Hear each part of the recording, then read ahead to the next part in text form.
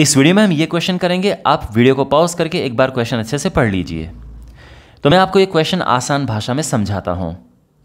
एक magnetic field हमें produce करना है जो कि यूनिफॉर्म है 10 सेंटीमीटर लेंथ तक। यूनिफॉर्म मैग्नेटिक फील्ड क्या होता है? एक ऐसा मैग्नेटिक फील्ड जिसकी डायरेक्शन सेम है और जो मैग्नेटिक फील्ड लाइंस हैं उनके बीच की डिस्टेंस एक जैसी है, means strength and direction same है। तो जो मैग्नेटिक फील्ड लाइंस होती हैं वो सेम डायरेक्शन में होती हैं, उनके बीच का गैप सेम होता है। और तो ये यूनिफॉर्म है। और ये कितनी लंबाई तक हमें प्रोड्यूस करना है? ये है 10 सेंटीमीटर। और कितने एरिया तक प्रोड्यूस करना है तो वो भी गिवन है क्वेश्चन में, दैट इज 10⁻³ मीटर स्क्वायर। इतना एरिया तक हमें यूनिफॉर्म चाहिए। कहाँ से क्या प्रोड्यूस होगा? कैसे हम ये प्रोड्यूस करेंगे? तो ये प्रोड्यूस करेंगे हम सोलेनॉइड की हेल्प से।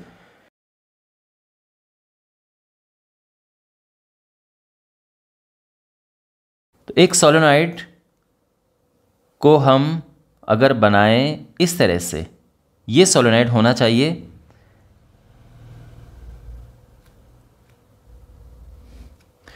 तो ये सोलेनॉइड क्या करता है? सोलेनॉइड के अंदर जो मैग्नेटिक फील्ड होता है वो यूनिफॉर्म होता है।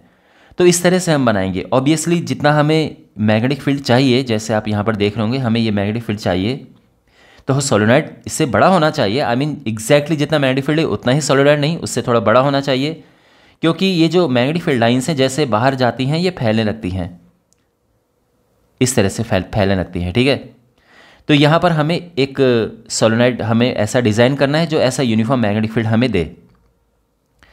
तो क्वेश्चन यही है कि आपको कैसा सोलेनॉइड आप डिज़ाइन करेंगे। मीन्स ये जो सोलेनॉइड है इसकी लंबाई क्या होनी चाहिए, लेंथ क्या होनी चाहिए, यानी हमें इसकी लेंथ बतानी है, इसका रेडियस क्या होना चाहिए, तो सोलेनॉइड का हमें रेडियस बताना है। इसके बाद कितने टर्न्स हम इसमें लगाएं, तो हमें नंबर ऑफ टर्न्स चाहिए। तो नंबर ऑफ टर्न्स होता है कैपिटल N, यानी हमें नंबर ऑफ टर्न्स भी बताने हैं कि नंबर ऑफ टर्न्स कितने होने चाहिए। ध्यान रखना, आपने स्मॉल n भी देखा होगा। स्मॉल n क्या होता है? तो देखो स्मॉल n और कैपिटल N में क्या डिफरेंस है। स्मॉल n होता है कैपिटल N अपॉन लेंथ, यानी स्मॉल n होता है टर्न्स पर यूनिट लेंथ और n होता है टोटल नंबर। लेकिन अगर आपको ये पता करना है कि एग्जैक्टली कितने आपको राउंड इसमें लगाने हैं, तो यानी आपको कैपिटल N चाहिए। यानी जितने राउंड, मान लो कि यहाँ पर मैं गिनूँ इसे 1 2 3 4 5 6 7 8, यहाँ पे 8 राउंड्स मैंने 8 ये वायर की वाइंडिंग की है यहाँ पे। तो ये 8 क्या है? ये स्मॉल n या कैपिटल N है? ये कैपिटल N है। ध्यान रखना, total number of turns capital N होते हैं। हाँ, जब लेंथ के साथ आप डिवाइड करते हैं तो आपको स्मॉल n मिलता है। तो यहाँ पर हमें पता करना है कि टोटल नंबर ऑफ टर्न्स हम कितने लगाएं, कितनी लेंथ तक हम लगाएं, रेडियस कितना बड़ा हो इसका होना चाहिए, ये सब हमें पता करना है। साथ में इसमें करंट कितनी फ्लो होनी चाहिए, ये सब हमें बताना है। बेसिकली आप खुद सोचो, आपको एक सोलेनॉइड डिज़ाइन करना है जो कि आपको ऐसा यूनिफॉर्म मैग्नेटिक फील्ड दे सके। तो आप समझ गए होंगे हमें क्या क्या फाइंड करना है। हमें फाइंड करना है कि इसकी लेंथ क्या होनी चाहिए, इसकी साइज़ कितना बड़ा हम इसको बनाएं यानी रेडियस, कितने टर्न्स हम इसमें चारों ओर लगाएं यानी कैपिटल N, और करंट कितनी पास करें यानी I हमें पता होना चाहिए। तो ये सब चीज़ें हमें यहाँ पे फाइंड करनी है। अब क्वेश्चन में क्या दिया है पहले वो इन्फॉर्मेशन लिखते हैं।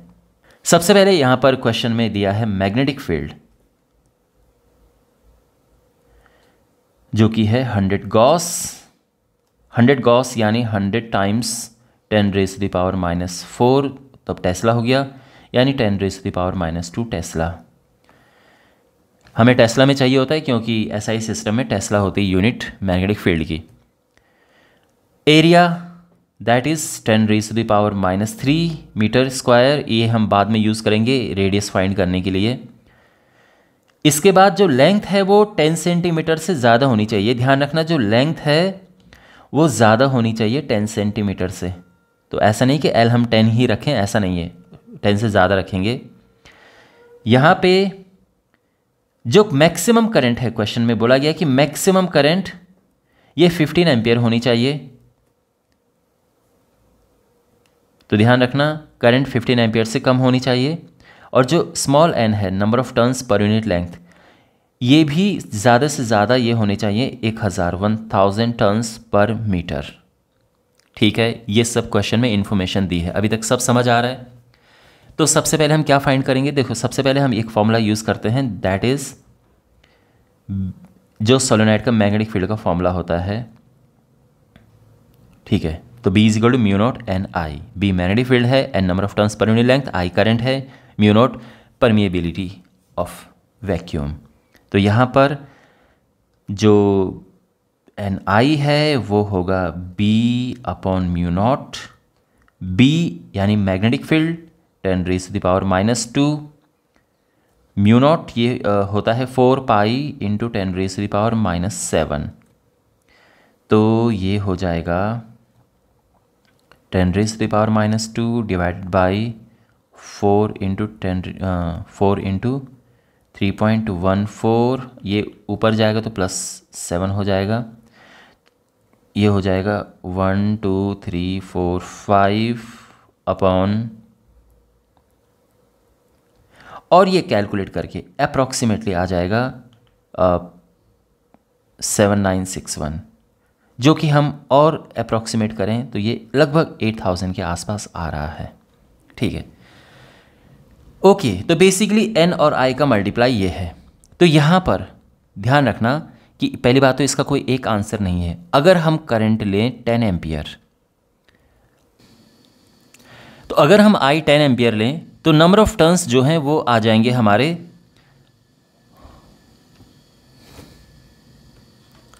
अब आपके मन में प्रश्न होगा कि सर आपने आई 10 एम्पियर क्यों लिया, कुछ और क्यों नहीं लिया? तो देखो, अगर आई हम 10 एम्पियर लें तो जो नंबर ऑफ टर्न्स है वो यहाँ पर 800 आ रहे हैं, क्योंकि दोनों का मल्टीप्लाई करके 8000 आना चाहिए। लेकिन कोई ज़रूरी नहीं कि हम 10 एम्पियर लें, आप 12 एम्पियर ले सकते हो। अगर ये 12 एम्पियर होगा तो नंबर ऑफ टर्न्स क्या होंगे? 8000 में 12 का डिवाइड करो तो ये कुछ नंबर आ जाएगा, 12 25 60 12 6 72, 600 से ज़्यादा आएगा, ये 700 से कम आएगा। तो आप 12 एम्पियर ले सकते हैं। हाँ, लेकिन ऐसा नहीं कि आप इसको 5 एम्पियर ले लो, क्योंकि 5 एम्पियर नहीं ले सकते हैं, क्योंकि उस केस में जो एन आएगा ये आ जाएगा 8000 अपॉन 5, दैट इज़ 1600, और 1600 तो ये हो नहीं सकता, क्योंकि एन जो number of turns per unit length, okay, small N की जब भी मैं बात करूँ तो वो number of turns per unit length है। ओके, कभी कभार अगर मेरे मुंह से नंबर ऑफ टर्न्स निकल रहा है एन के लिए, तो स्मॉल एन के लिए that is number of turns per unit length.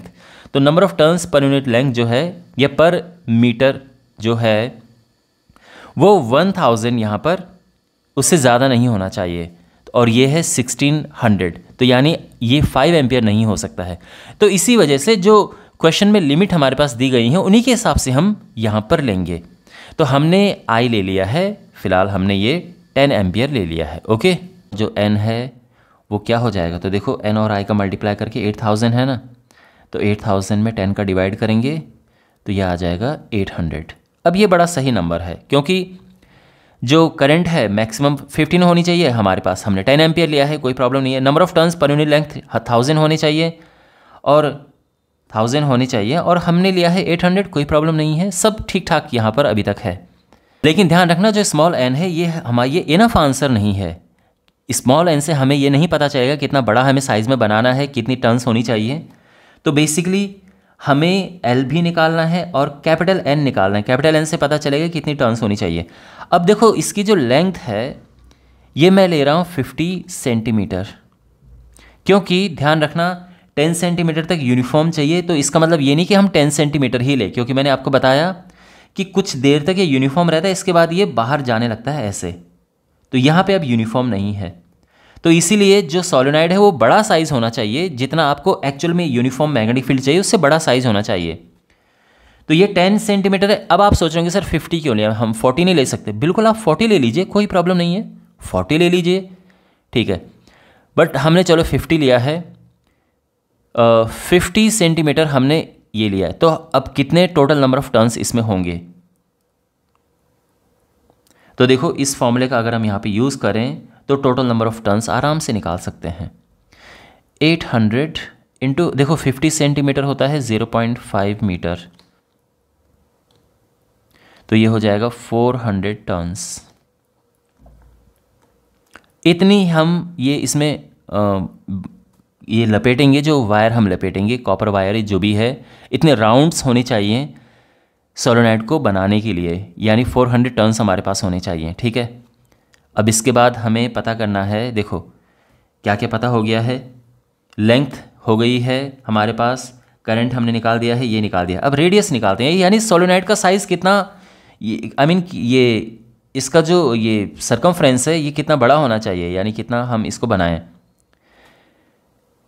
तो देखो सबसे पहले तो हमारे पास इसका ये जो अंदर है इसका एरिया दिया है, तो इसके एरिया से जो है हमें इसका रेडियस मिल जाएगा, और फिर जो बाहर है उसका रेडियस तो इससे थोड़ा बड़ा ही होना चाहिए। तो जो एरिया है ये होता है पाई आर स्क्वायर, और ये दिया है 10⁻⁻3। ध्यान रखना मैं अंदर वाले की बात कर रहा हूँ, जितना आपको यूनिफॉर्म चाहिए, जो एक्चुअल में रेडियस होगा इससे बड़ा होगा जो यहाँ से निकलेगा। तो आर स्क्वायर जो है ये हो जाएगा 10⁻³ अपॉन पाई है 3.14। ये डिवाइड करके आएगा अप्रॉक्सीमेटली 3.1 के आसपास, और मे बी आप 3.2 लिख सकते हैं, लगभग अप्रॉक्सीमेटली, इंटू 10⁻⁻4। तो जब हम आर निकालेंगे तो ये हो जाएगा, इसका स्क्वायर रूट करेंगे, यानी अप्रॉक्सीमेटली ये 1.8 के आसपास आ जाएगा, इंटू 10⁻⁻2 मीटर, और ये अप्रॉक्सीमेटली है 1.8 सेंटीमीटर। तो जो हमें रेडियस ऑफ सोलेनॉइड चाहिए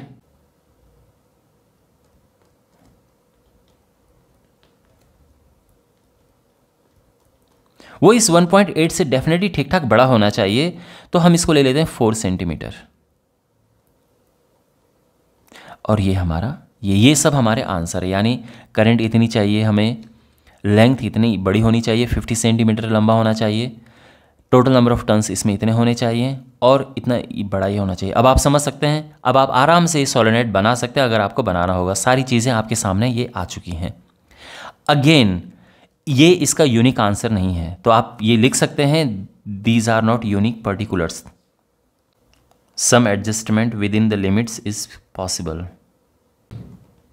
विद इन द लिमिट्स का क्या मतलब है कि ऐसा नहीं कि आप करंट जो है 5 एम्पियर ले लो, क्योंकि उससे नंबर ऑफ टर्न्स जो हैं वो बहुत ज़्यादा हो जाएंगे, वो 1600 हो जाएंगे, और आपको इतना नहीं चाहिए। तो ये लिमिट्स जो यहाँ पर हमारे पास दी हैं, हमने इन्हीं लिमिट्स का यूज़ करना है, और फिर एडजस्ट कर सकते हैं। जैसे एडजस्ट का मतलब ये है कि जैसे यहाँ पर करंट है, तो करंट को हम, जैसे मैंने कहा कि आप 8 एम्पियर भी ले सकते हैं, और उससे जो नंबर ऑफ़ टर्न्स हैं ये अप्रॉक्सीमेटली 1000 के आसपास यहाँ पर आ जाएगा। Number of turns per unit length 1000 आएगा, 1000 से थोड़ा सा कम आएगा। ओके, तो ये भी हम ले सकते हैं। ओके, तो इसका ये मतलब है कि ये यूनिक आंसर नहीं है, बट ये एक आंसर ये भी है। तो इस तरह से हम ये यहाँ पर फाइंड करेंगे। आई होप आपको ये सब सोल्यूशन अच्छे से समझ आ गया होगा। कोई डाउट हो कमेंट बॉक्स में पूछना। बाकी क्वेश्चंस के सॉल्यूशंस के लिए डिस्क्रिप्शन बॉक्स में प्लेलिस्ट चेक करें। Thanks for watching.